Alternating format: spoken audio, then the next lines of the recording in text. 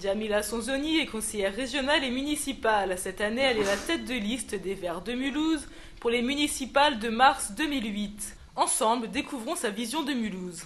Parce que la première chose que je peux dire, c'est que j'adore Mulhouse. Je suis arrivée en Alsace il n'y a pas si longtemps que ça, finalement, en 97. J'habitais dans le bassin potassique, mais je venais tous les jours à Mulhouse parce que je suivais des cours quotidiens.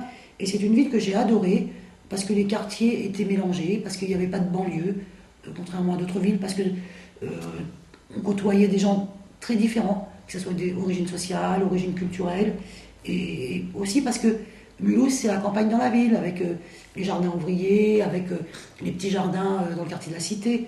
Donc je suis littéralement tombée amoureuse de Mulhouse. Maintenant, au fur et à mesure que je vis à Mulhouse, je vois bien que c'est pas aussi paradisiaque, que finalement c'est pas si mélangé que ça, et qu'il y a beaucoup de problèmes.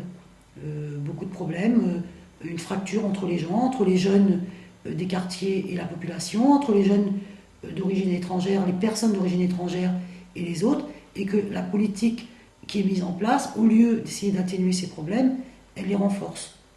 Par contre, Mulhouse a des capacités, par son histoire déjà. Quand on voit l'histoire de Mulhouse, qui a toujours été frondeuse, quand on voit Mulhouse, c'est une ville, d'abord, qui s'est constituée, qui s'est peuplée avec les apports extérieurs. Il ne faut pas que les politiques qui tiennent cette ville l'oublient. Mulhouse s'est faite avec les gens qui sont arrivés. Il y avait très peu de monde à Mulhouse il y a 100 ans. Et deuxième chose, Mulhouse a été une des premières villes industrielles en France. Donc il ne faut pas qu'on renie le passé ouvrier et le passé interculturel de Mulhouse.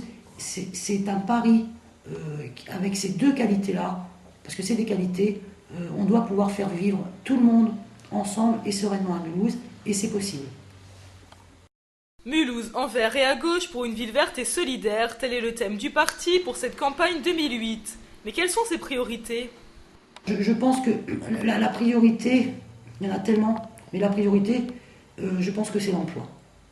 Je pense qu'aujourd'hui, c'est l'emploi et en même temps, c'est la précarité, le désespoir qui touche de plus en plus de personnes qui vivent dans nos quartiers qui sont de plus en plus délaissés.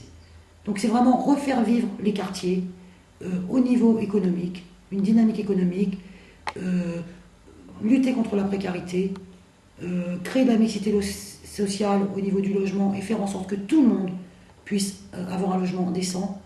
Je ne sais pas si vous êtes au courant, mais au Coteau, dans les HLM de Mulhouse Habitat, les gens vivent avec des rats. Aujourd'hui, malgré leurs demandes incessantes, les enfants côtoient les rats et les cafards. C'est pas normal, des choses comme ça. Il y a des populations qui sont abandonnées à Mulhouse, au niveau de l'emploi, au niveau du logement, au niveau du service public.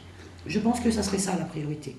Une deuxième priorité qui va avec, parce que l'environnement et le social, c'est indissociable, c'est les questions environnementales à Mulhouse. On est très en retard.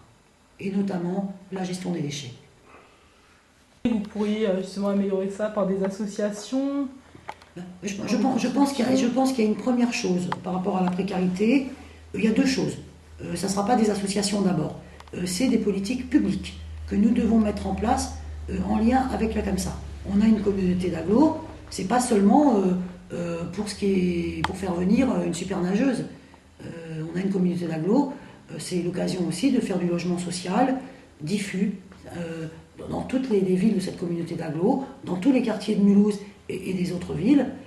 Donc déjà, au niveau de la précarité, il y a ce problème du logement. Donc avec une politique communale et intercommunale. La deuxième chose, c'est l'emploi. Pareil. Hein, l'emploi, je ne dis pas qu'on va régler tous les problèmes de l'emploi, mais il y a des choses qu'on peut faire. Par exemple, il faut qu'on favorise les entreprises, les éco-entreprises.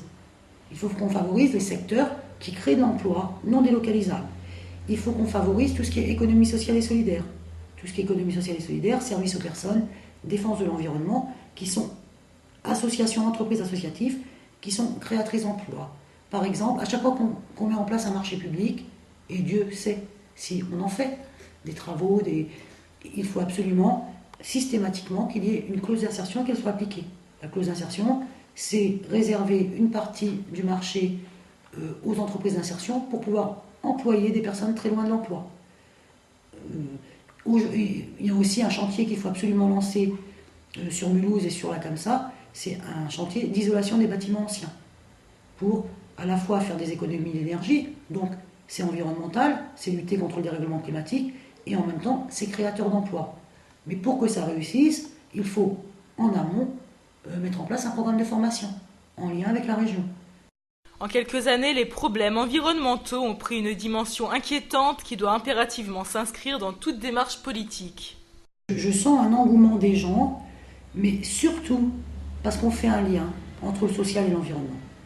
Je sens vraiment que le fait, de toute façon c'est exactement ce qu'on a expliqué dans notre programme, hein.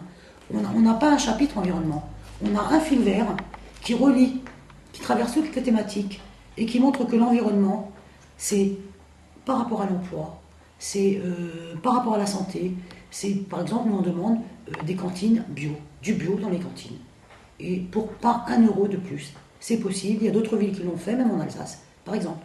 Donc c'est à la fois le bien-être des enfants, ça fait travailler les producteurs locaux, et puis ça protège l'environnement et la santé des enfants. Voilà. Donc moi, l'engouement, je le sens, justement parce qu'on arrive à lier ces deux questions. On n'a plus le temps de discuter, de philosopher. On sait qu'on va à la catastrophe. Aujourd'hui, il faut que les Français, donc les Mulhousiens à Mulhouse, votent pour des élus qui veulent réellement changer les choses pour qu'on arrête avec ce dérèglement climatique, pour qu'on arrête avec ces injustices sociales qui se creusent, parce que sinon ça va exploser au niveau climatique et aussi au niveau des gens entre eux. On a bien vu il y a 2 ans les émeutes, c'est pas pour rien que c'est arrivé, c'est pas par hasard.